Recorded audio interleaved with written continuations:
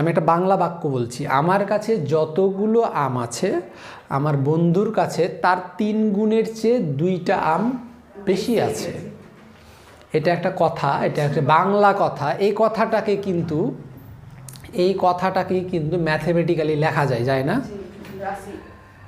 এখন দেখো এখানে আমার কাছে যতগুলো আম আছে, এখানে চলক কি? আমার আমের সংখ্যা নাকি? মানে জানি না তো আমার কাছে কতগুলো আম, এটা বলা নাই, যে কোনো সংখ্যা হতে পারে। তাহলে আমার আমের সংখ্যাটা আমরা একটা চলকের মাধ্যমে ধরতে পারি না? কি চলক ধরবো? আমাদের ফেভারিট হচ্ছে এক্স চলক। তাহলে ধরে নিলাম যে আমার কাছে তাহলে এক্স সংখ্যক আম আছে।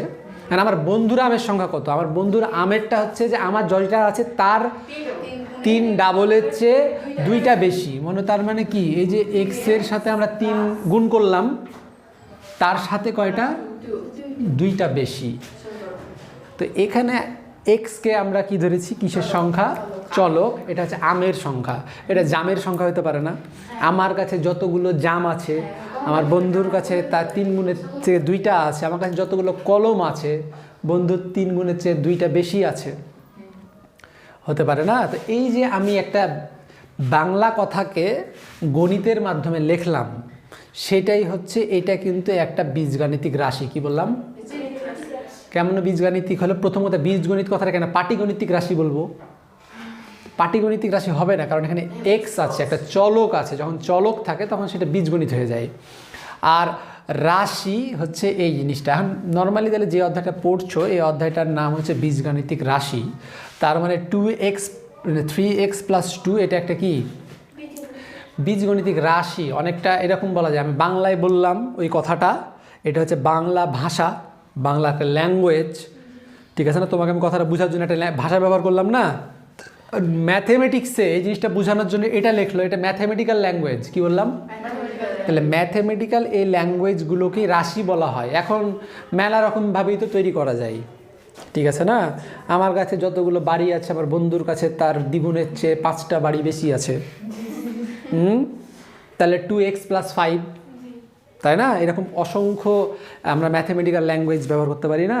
আর প্রতিটা ম্যাথমেটিক্যাল ল্যাঙ্গুয়েজকে কী বলা হয়? বীজগাণিতিক রাশি বলা হয়। এখন বীজগণিতিক রাশি এর মধ্যে মেলা কাহিনী আছে, বেশ কিছু নাম আছে, আমি তোমাদের বলি। প্রথমটাকে সবাই চিনো, এক্সকে কি বলা হয়? এক্সকে বলা হয় কি? চলক। সবাই ভালো করে মাথায় রাখো, চলক। আজকের পরে ম্যাথামেটিক্স মানে তো চলক ছাড়া কোনো কামই নাই, ঠিক আছে না? এক্স ওয়াই জেড উমুক ধুমুক সমীকরণ টমীকরণ মেলা কিছু। তো এই যে এক্স ওয়াই যাই ধরুক না কেন, এই যে সংখ্যার মাধ্যমে একটা অ্যালফাবেট, ইংরেজি শব্দের মাধ্যমে এটা প্রকাশ করলাম, এটা কাজ বুঝতে পারছো? এটা এমন একটা জিনিস যেটা আমরা জানি না। এখন মনে করো যে আমার যদি এই যে চলকের মানটা যদি আমি জানি, মনে করো যে আমি একটা ক্লু দিলাম, মনে করো যে আমার কাছে আসলে 3টা আম আছে, হ্যাঁ, আর বন্ধুর কাছে মনে করো যে আমার কাছে যদি 3টা আম থাকে, তাহলে আমার বন্ধুর কাছে কয়টা থাকবে? আমার কাছে 3টা আম থাকে, তাহলে এটার মাধ্যমে আমার বন্ধুর আমের সংখ্যা জানা যাবে না এই বীজগণিতিক রাশি দিয়ে? তাহলে 3টা আমার কাছে আম, তার মানে আমার অজানা যে এক্সের যে মানটা সেটা কত? 3। তাহলে বন্ধুর কাছে কয়টা থাকবে? আমার 3 গুণের চেয়ে, মানে এই 3-এর 3 গুণের চেয়ে 2 বেশি, মানে 3 3 9 10 11। আমার কাছে 3টা আম থাকলে এই বীজগণিতিক রাশিটা প্রকাশ করে আমার বন্ধুর কাছে আছে 11টা। আমার কাছে 4টা হতে পারে। এক্সের মান তো নির্দিষ্ট না, এক্সের মান নির্দিষ্ট, এটা মানে তো আলাদা। আমার কাছে 4টা আম থাকে, তাহলে বন্ধুর কাছে 3 4 12 আর 2 কত হলো? 3 4 12 আর 2 11 হলো। 3 4 12 আর ঠিক আছে, এটা স্লিপ অফ টাং। তো এক্সকে কি বললাম আমরা? চলক। আবার ফোকাস দাও, এক্সকে চলক বলা হয়। এখানে এক্সের সাথে 3 কি হয়ে আছে? গুণ হয়ে আছে না? তাহলে চলকের সাথে যেটা থাকে, চলকের সাথে যেটা থাকে তার একটা নাম আছে, তার নামটা কি? সহগ। দন্তা স হ আর গ, সহগ। চলকের সাথে যেটা থাকে তাকে কি বলা হয়? সহগ বলা হয়, ঠিক আছে না? তারপরে এই 2-এরও একটা নাম আছে, এই 2-এর একটা নাম আছে, সেটাকে বলা হয় ধ্রুবক। 2 কেন ধ্রুবক হলো? যেটার সাথে কোনো চলক থাকে না সেটাই ধ্রুবক, যেটার সাথে সেটা সহগ। দেখো যে এখানে এই যে 3-এর সাথে, 3 সংখ্যার সাথে একটা চলক আছে, তাই আমরা 3কে বললাম সহগ। আর যেটার সাথে কোনো কিছু চলক যুক্ত নাই সেটা হচ্ছে কি? ধ্রুবক। এখন ধ্রুবক শব্দটা শুনেছো? ধ্রুবক কি বুঝাই? হোয়াট ইজ ধ্রুবক? শোনো, ধ্রুব সত্য, ধ্রুব সত্য বলে একটা কথা শোনো। ধ্রুব সত্য মানে যে কথাটার মানে একদম পাকাপোক্তভাবে সত্য, দুনিয়ার সবাই বিশ্বাস করে যে সত্যটা, যে কথাটা, সেটাকে বলা হয় ধ্রুব সত্য। যেমন মনে করো যে চাঁদ কয়টা আছে, এটা বিশ্বের সবাই জানে না, তাহলে চাঁদ একটা, এটা হচ্ছে একটা ধ্রুব সত্য জিনিস, ঠিক আছে না? তারপরে এক সপ্তাহ কয় দিনে হয়? 7 দিনে। তাহলে এক, আমি যেটা বললাম এক সপ্তাহ 7 দিন, এটা সবাই জানি না, এটা কি কোনো মিথ্যা কথা? তাহলে এই যে 7 হচ্ছে কি ধ্রুবক। তাহলে এই যে কোনো কিছু যুক্ত নাই এটার সাথে, যেহেতু এটা ধ্রুব সত্য মানে যেটা একটা সংখ্যা প্রকাশ করে ডিরেক্ট, ওর সাথে কোনো চলক টলক যুক্ত নাই, সেগুলোকে বলা হয় ধ্রুবক, ঠিক আছে না? এরকম যে কোনো একটা সংখ্যাকে সবসময় কি বলা হয়? ধ্রুবক। এবার আসো, এইটা এই বীজগণিতিক রাশির এখন আপাতত 3টা জিনিস জানলা, আর এখানে এই যোগ হয়ে আছে না, এটা তো বিয়োগও থাকতে পারতো। প্রশ্নটা দিয়ে এরকম, আমার কাছে যতগুলো আম আছে, আমার বন্ধুর কাছে তার 3 গুণের চেয়ে 2টা কম আছে যদি বলতাম, তাহলে কি হতো? মাইনাস হতো। তো এই প্লাস এবং মাইনাস এরও তো একটা কাজ আছে এই সমীকরণে। এই প্লাস কি প্রকাশ করে? এটার সাথে এটাকে অ্যাড করা, যোগ করা। তাহলে এই চিহ্নটা দেখে আমরা বুঝলাম যে এটা আমরা যোগ করতে হবে। যদি এখানে চিহ্নটা অন্যরকম থাকতো আমরা অন্য কাজ করতাম। তাহলে এই যে প্লাস বলো মাইনাস বলো, এই সব জিনিসটা এই বীজগণিতিক রাশিতে একটা গুরুত্বপূর্ণ ভূমিকা পালন করছে না? এটারও একটা নাম আছে। তাই আমি আন্দাজি থেকে গেলাম, আমার কোনো নাম নাই, সবারই নাম আছে। 3 সহগ, এক্স চলক, 2 ধ্রুবক, আমি কে, ঠিক আছে না? তো এটার একটা নাম আছে, এটাকে বলে প্রক্রিয়া চিহ্ন। কি বলা হয়?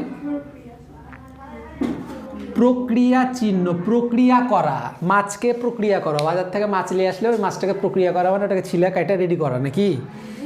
হ্যাঁ, তো হ্যাঁ, রান্না করাও, ঠিক আছে না? তো এই মনে করো যে এই যে চিহ্নটা এখানে আছে, এটা কি করছে? এটা কি নির্দেশ করছে? যে এটার সাথে এটা যোগ করছে, একটা প্রক্রিয়া করছে। ওই কারণে এটার নাম কি? প্রক্রিয়া চিহ্ন। আরও নাম আছে, আরও কি, আর কি বাকি আছে এখানে?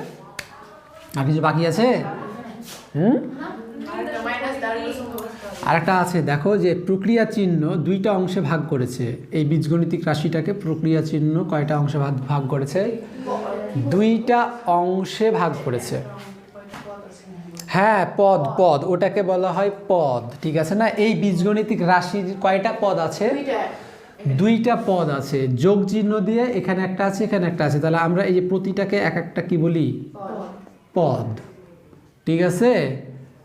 নর্মালি তোমাদের বীজগণিতিক রাশি অধ্যায়টা পড়ছো, তো তোমাদের নর্মালি কি এই যে বীজগণিতিক রাশি কেমনে ঘটে এটা কি বুঝতে পেরেছো? যে একটা বীজগণিতিক রাশি বলতে আসলে কি বুঝাই? হ্যাঁ, তাহলে পারে একটা ক্লু দেওয়া থাকবে, একটা চলক থাকবে এবং কতগুলো পদ থাকবে। এরকম থাকতে পারে, যেমন করে যে x² + 5x + 6, এটাও একটা বীজগণিতিক রাশি, ঠিক আছে না? এটাও কি একটা বীজগণিতিক রাশি। তো এই বীজগণিতিক রাশির পদ কয়টা আছে? এটা একটা পদ, এটা একটা পদ, এটা একটা পদ। এই বীজগণিতিক রাশির পদ কয়টা হলো? 3টা হইল। মাইনাস থাকলো পদ, এখানে যদি মাইনাস থাকতো না তাও পদ হতো, কিন্তু গুণ থাকলে এটার পদ হয় না। এটার সাথে যদি এটা গুণ চিহ্ন থাকে তাহলে এটা আসলে কি হয়? x² + 5 × 6 = 30x হয় না? গুণ থাকলে পদ হচ্ছে না। তাহলে যোগ আর বিয়োগ থাকলে আমরা পদ ধরবো, কিন্তু গুণ আর ভাগ থাকলে এবারে সেটার কি না? পদ না। তাহলে বীজগণিতিক রাশি ব্যাপারটা কি বোঝা গেল যে কি কারণে প্রয়োজন? এগুলো কিন্তু দরকার আছে, যে 3x + 2 এগুলা এইসব ক্যালকুলেশনগুলো আছে, প্রয়োজন আছে। তুমি এটাকেই একটা যে ফাংশন অধ্যায় পড়েছিলে না, এটাকে একটা ফাংশনের মাধ্যমে প্রকাশ করতে পারো যে f(x) = 2x + 3। এটা কিসের ফাংশন বলো তো?